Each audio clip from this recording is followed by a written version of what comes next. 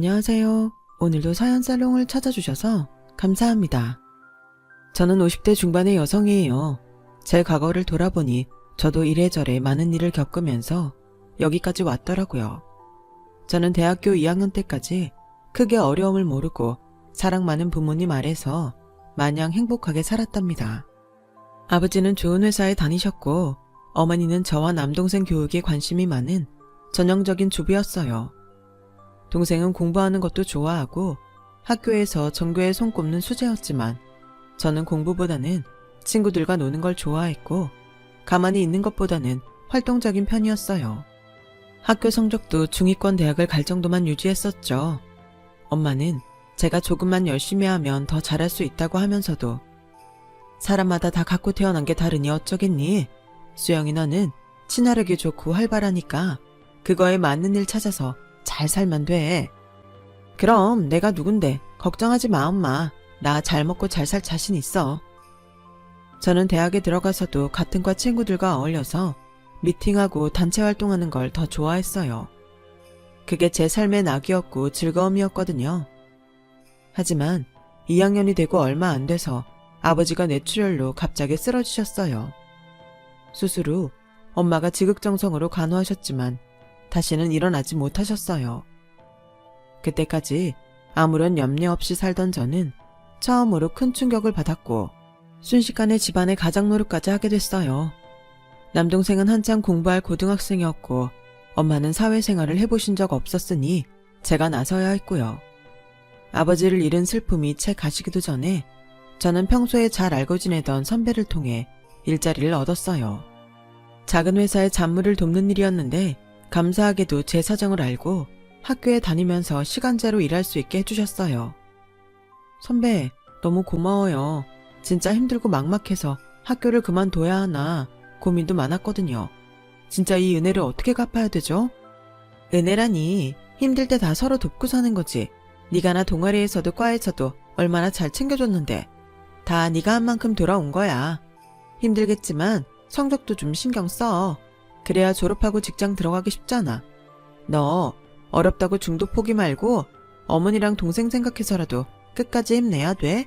알았지? 저는 그렇게 선배와 과 친구들의 격려와 도움으로 생활비를 벌며 공부를 했어요. 졸업 후 저는 중견 규모의 여행사에 들어갔어요. 당시 해외여행을 가는 사람들이 늘어나면서 여행사도 많아졌거든요. 제가 잘할 수 있을지 걱정도 많이 됐었는데 전에 회사에서 아르바이트를 했던 게 꽤 도움이 많이 되더라고요.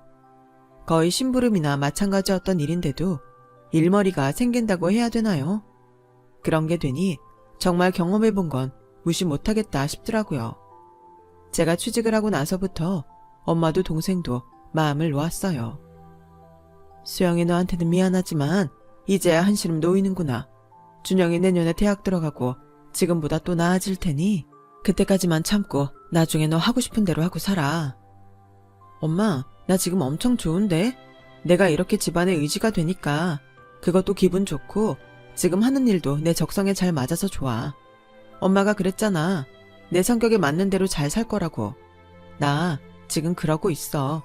그러니까 미안하다고 하지 말고 엄마도 이제 쇼핑도 다니고 친구들도 만나고 재밌게 살아. 엄마는 아빠가 돌아가신 다음부터 저희도 모르게 마트에 나가서 아르바이트도 하시고 엄청 절약하며 사셨어요. 그러면서도 항상 저와 동생의 건강과 미래만 걱정하셨죠. 엄마의 마음을 알고 있던 저는 짠하고 속상했지만 티내지 않고 더 밝고 씩씩하게 생활했어요. 안 그러면 엄마가 또 걱정만 하실 테니까요. 회사가 제 적성에 맞는다는 건 사실이었어요.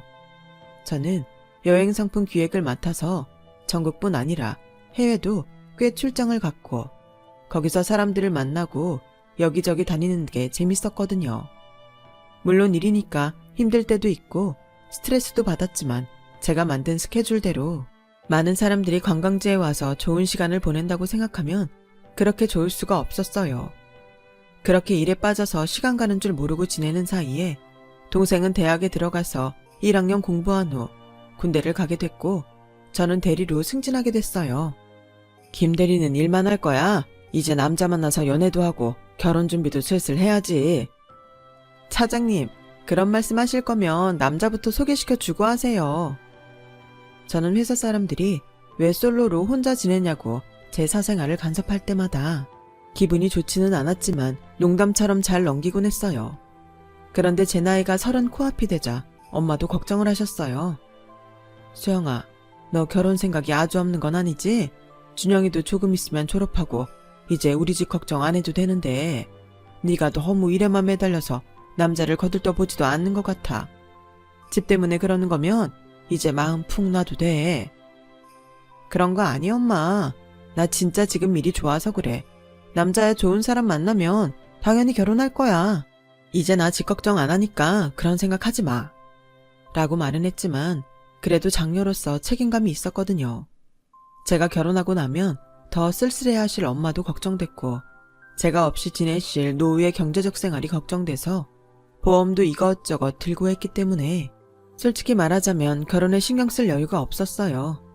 조금이라도 더 일하고 벌어서 돈을 마련해야 했으니까요.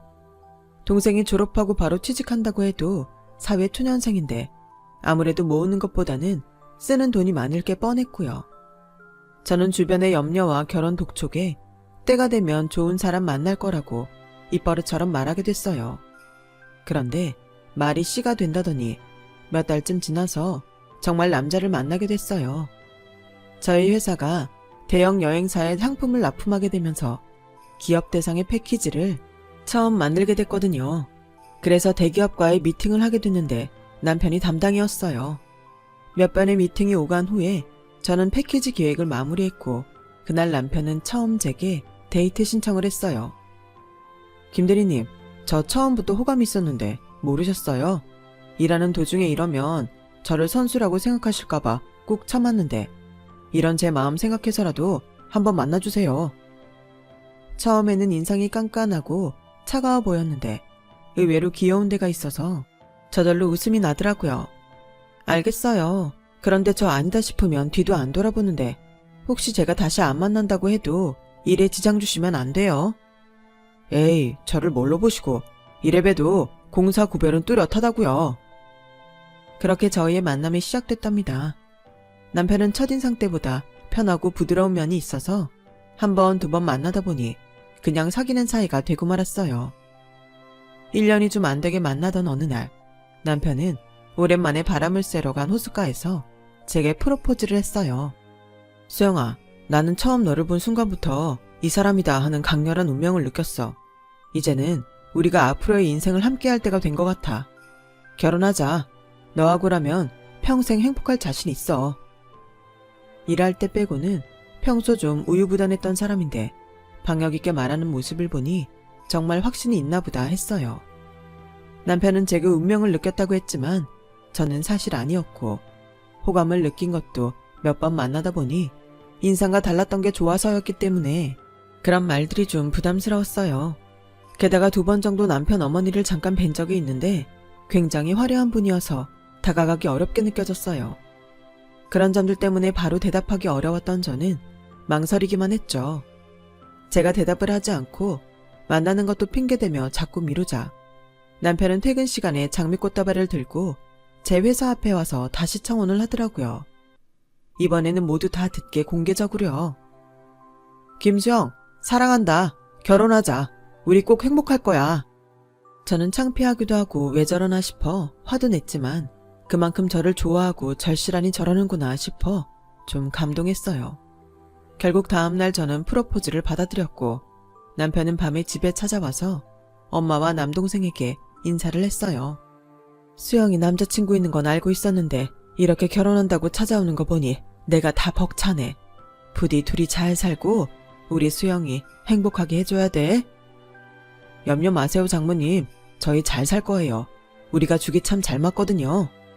죽이야 좋을 때만 맞는 거지 싸울 때도 그런 건 아니잖아요. 아무튼 우리 누나 힘들게 하면 그때는 알아서 해요. 처남, 나는 형제가 없어서 좀 외롭게 컸거든. 앞으로 동생처럼 생각할 테니까 날 형이라고 불러.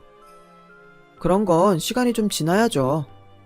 라며 동생은 좀 시큰둥하게 대했지만 그래도 제 결혼을 축하해줬어요. 저희는 결혼식장 예약이 가장 빠른 날짜를 잡고 초고속으로 준비를 해서 결혼을 했어요. 정말 정신없이 시간이 지나가서 뭘 어떻게 했는지 지금도 거의 기억나는 게 없을 정도였어요. 이제 와서 돌이켜보면 그때 차근차근 준비했더라면 시어머니나 남편에 대해 더 잘 알 수 있었을 거고, 그러면 제 인생이 바뀌었을지도 모른다는 생각이 들기도 해요. 결혼하고 보니 제가 시집살이를 해야 될 사람이 시어머니 말고도 또 있었어요. 남편도 아버지가 일찍 돌아가셔서 홀어머니라 친정엄마처럼 잘 보살펴 드려야겠다고 마음먹었거든요. 그런데 남편의 이모, 그러니까 시어머니 여동생이 꼭 같이 따라붙더라고요. 오히려 간섭이 더 심할 지경이었어요. 얘, 너는 눈이 어디 달렸길래 이런 그릇을 골랐니? 이거 백화점에서 파는 건 맞아? 어디 도매상에서 산 거 아니야? 넌 젊은 애가 센스 없게 식탁이랑 소파를 이런 걸 들여놨니? 물건 보는 눈이 없어도 너무 없네. 라며 주말마다 몰려와서 시이모가 잔소리를 하고 나면 시어머니가 우리 친구들 만나러 가게 용돈 좀 줘. 명색이 며느리 본 사람이 시시한 턱을 낼 순 없잖아. 알아서 우리 얼굴 먹칠 안 할 만큼 줘야 된다. 이런 식으로 한 달도 넘게 계속 저의 자존심을 짓밟으며 돈을 타갔고, 처음에는 좋게 넘어갔던 저도 결국 터지고 말았어요. 어머니 이제 그만하실 때도 되지 않았어? 우리가 용돈 드리기로 한 게 있는데 자꾸 따로 달라고 하시면 생활비에서 나갈 수밖에 없잖아. 당신은 왜 가만히 보고만 있어? 갑자기 왜 이렇게 화를 내? 깜짝 놀랐잖아. 엄마랑 이모가 관심이 좀 많긴 하셔. 내가 돈 얘기는 해볼게. 라며 제가 화낸 것만 기분 나빠하더라고요. 기가 막히긴 했지만 일단 지켜보기로 했어요. 하지만 그 후에도 시어머니와 시이모는 아무 때나 집에 들이닥쳤고 올 때마다 용돈을 타갔어요. 심지어 제 화장품 중에 새 거가 있으면 그것도 가져갔고요. 남편과는 계속 싸우게 됐어요. 엄마랑 이모를 놔둬라 어쩌라는 거야. 내가 묶어놓고 당신한테 오지 말라고 해. 그리고 당신 너무 무섭다. 원래 이런 사람인데 그동안 가면 쓴 건가? 솔직히 내가 중간에 끼어서 이게 뭔가 싶네. 이러려고 결혼한 게 아닌데. 누가 할 소린지 모르겠네. 뭐? 우리가 행복할 거라고? 잘 살 수 있다고? 이게 신혼이야. 시이모는 볼 때마다 트집 잡고 시어머니는 돈 달라고 하는데 어떤 사람이 화를 안 내? 생활비가 모자라도 돈을 드리라는 당신이 이상해. 아 몰라. 나한테 더 이상 이러지 마. 나도 힘들다니까. 정말 말이 통하지 않았어요. 결혼 한 달 만에 저는 잘못된 결정을 했다고 엄청난 후회를 하고 말았죠. 그렇다고 이혼을 하자니 선뜻 내키지 않았어요. 그때는 이혼녀 딱지가 붙는 게 두려웠거든요. 어떻게든 참고 살 생각만 하며 하루하루 버티다가 아이를 유산하고 말았어요. 저는 그때 계속 밥도 제대로 못 먹고 잠도 잘 못 잤기 때문에 아이가 생겼다는 인식도 하지 못하고 있었어요. 회사에 갔다 왔는데 유난히 몸이 무겁고 걸음이 안 걸어지더라고요. 그런데 집에 떡하니 시어머니와 시이모가 와 있더군요. 너는 회사 갔다가 어디 쇼핑이라도 하고 오니? 왜 이리 늦어? 일찍 다녀야지. 뭔 회사 일 지 혼자 다 하는 줄 알겠다. 야, 제가 회사만 갔다 오는지 네 말대로 쇼핑을 하는지 어디서 놀다 오는지 알게 뭐니? 내 아들은 하루 종일 쎄 빠져라 대기업 사무실에서 일하는데 쟤는 여행사 핑계대며 놀 거 다 놀걸? 어머니, 다른 건 참아도 제 일 가지고 그러는 건 저도 힘드네요. 저도 제 일에 자부심 있어요. 그 사람 일은 그런 식으로 말씀 안 하시잖아요. 야, 까놓고 말해서 걔랑 너랑 같니? 걔는 대기업에 제대로 된 사무실에서 일하는 애고 너는 막말로 이름도 없는 여행사 직원 나부랭이잖아. 봉잡은 주제에 어디다 대고 내 아들하고 비교질이야. 그때는 갑자기 배가 아픈가 싶더니 말로 할 수 없는 통증이 밀려왔어요. 저는 더 이상 말도 못하고 그 자리에 쓰러져 배를 부둥켜 안고 있는데 두 사람이 제 지갑을 열고 돈을 빼가더라고요.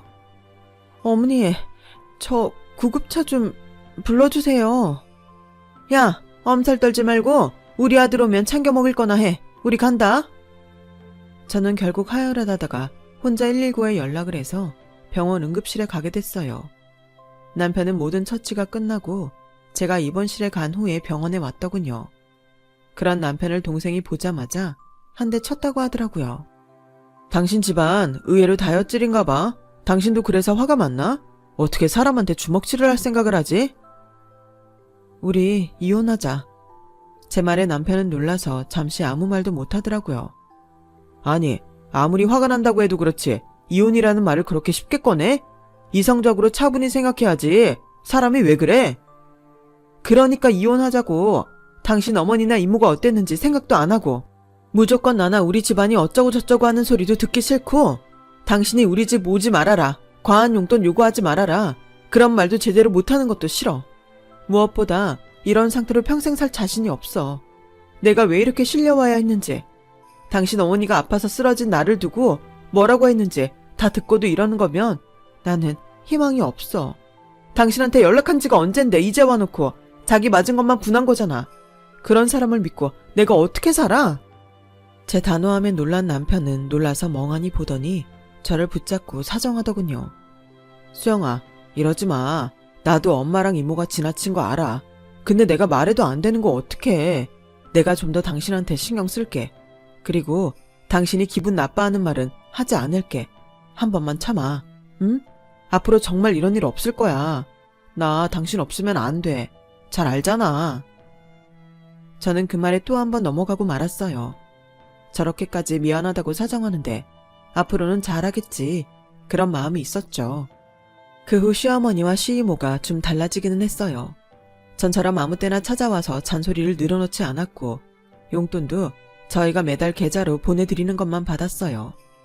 친정엄마가 전보다 더 자주 저희 집에 와서 저를 챙기셨기 때문에 눈치를 보는 것도 있었죠.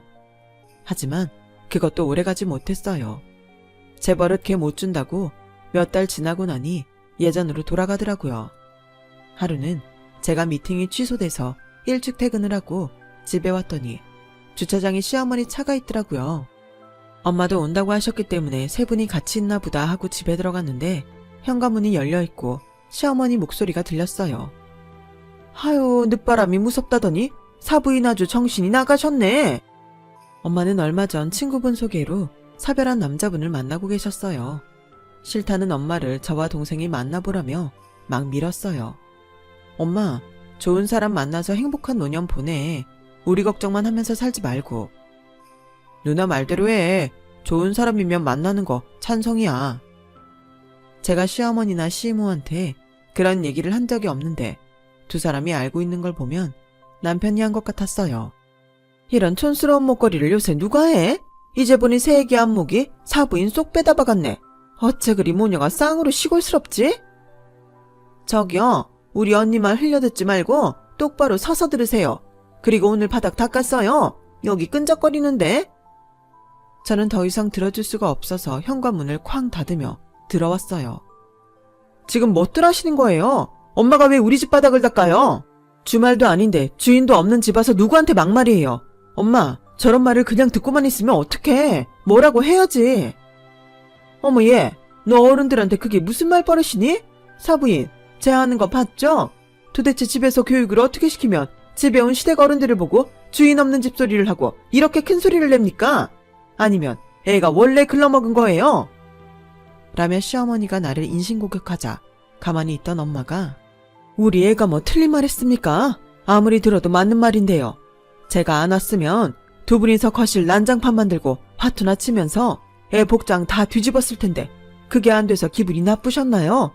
얘 말 들으니 오늘 오시기로 한 날도 아니고 이서방이 집 열쇠를 준 모양인데 아무리 시댁 어른들이라도 이 집 주인은 우리 수영이하고 이서방이지 사부인은 아니죠.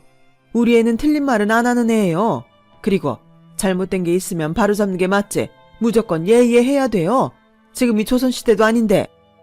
어머, 진짜 기가 막히네. 아니, 다 큰 자식들 놔두고 바람나서 늑다리 만나며 히히덕대면서 누구한테 설교해요, 설교가. 천박한 옆에 내 주제에. 이모님, 말씀이 지나치시네요. 그리고 그렇게 촌스럽다, 천박하다 하시면서 왜 제 목걸이하고 반지는 끼고 계시는 건데요? 이리 돌려주세요. 야야, 너 다 갖고 가. 네가 준다고 해도 이딴 거 100개도 안 가져. 라더니 목걸이와 반지를 빼서 제 얼굴에 집어 던졌어요. 그 난리를 치는데 남편이 오자 시어머니와 시이모는 약속이라도 한 듯 그 자리에 주저앉아서 펑펑 울며 땅을 치더군요. 세상에, 모녀가 쌍으로 우리를 거지 취급하고 주인 없는 집에 왔다며 도둑보듯 하질 않나. 성우가, 나 너무 힘들다.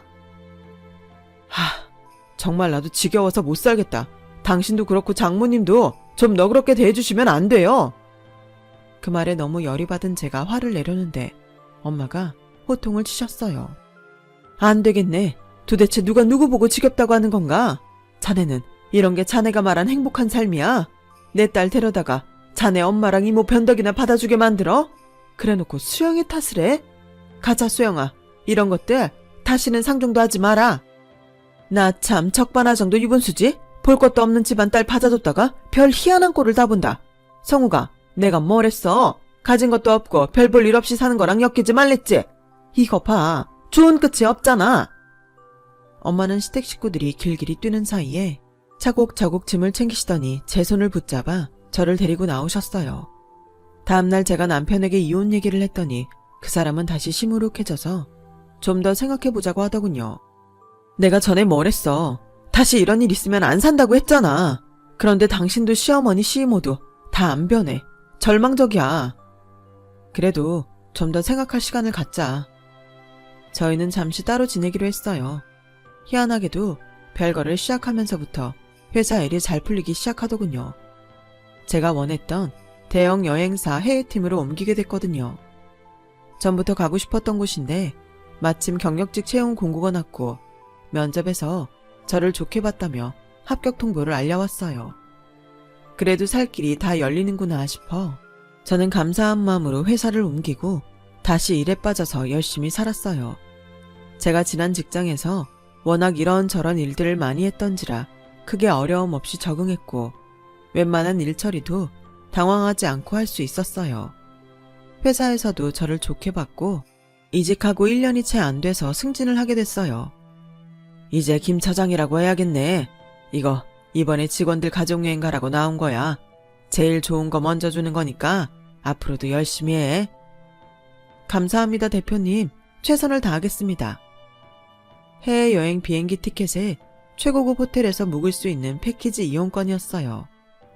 저는 바빠서 제대로 쉬지도 못하는 동생한테 꼭 휴가 내라고 연락하고 엄마와 함께 여행 갈 계획을 세웠어요. 그런데 갑자기 남편한테서 연락이 오더니 만나자고 하더군요. 목소리가 어째 심각해서 무슨 일이 있나 싶어 어쩔 수 없이 만났죠. 급하게 필요해서 그러는데 돈 좀 마련해줘. 어디 맡겨놨어? 급하다고 하면 내가 돈을 줘야 돼? 우리 아직 부부잖아. 너무 이러지 말라고. 사람이 사정을 하면 좀 들어줘야지. 됐어. 난 그럴 필요를 못 느끼겠어. 그리고 말이 나왔으니까 말인데 이제 이혼하자. 나는 다시 당신하고 살 마음 없거든. 이혼이라는 말 쉽게 하지 말고 이렇게 부탁할게. 진짜 필요해서 그래. 그럼 무슨 일 때문인데 받을 수 있을지 모를 돈을 빌려달라는데 이유는 알아야 될 거 아니야. 됐다. 넌 진짜 이기적이야. 라며 남편은 끝까지 말을 안 하고 돌아갔어요.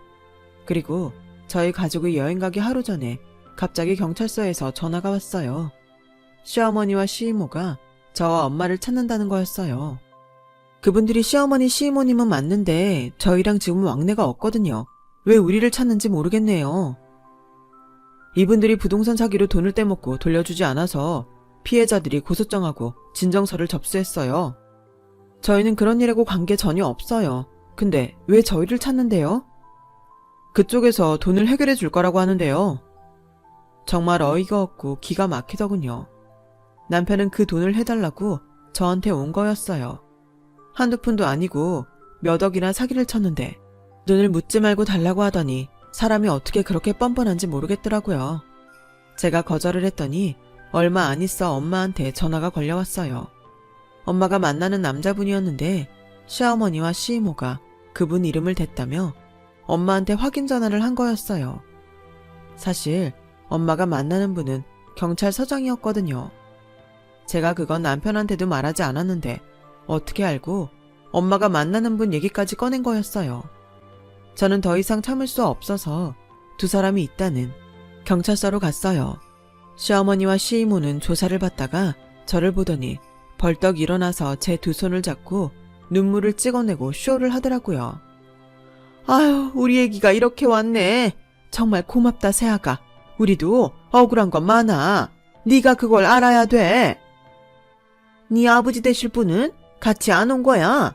여기로 전화하고 해결하느라 바쁘신가? 시어머니 이어 시애모까지 헛소리를 하는데 정말 오만 정남이가 다 떨어져 버렸어요. 저희 집안일까지 신경 쓸 여유도 있고 그렇게 심각한 게 아닌가 보네요. 형사님, 저도 이 사람들 고소하러 왔어요. 남의 집안일을 캐서 마음대로 떠벌리는 거 개인정보 위반 아닌가요? 제가 세게 나오자 두 사람은 얼굴이 파랗게 질려서 어쩔 줄 모르더군요. 이것들 봐요. 내가 왜 댁들이 사기친 돈을 갚아요? 뭐? 새아가? 우리 애기?